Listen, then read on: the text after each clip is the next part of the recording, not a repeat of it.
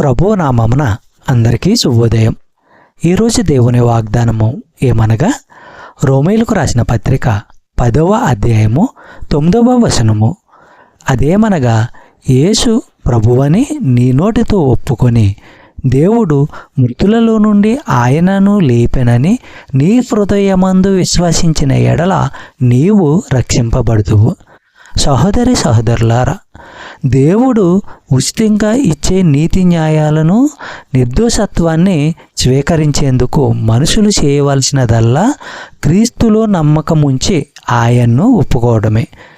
యేసు శారీరకంగా మరణము నుంచి సజీవంగా లేచాడని నమ్మడము పాప విముక్తికి, రక్షణకు అవసరమని గ్రహించండి.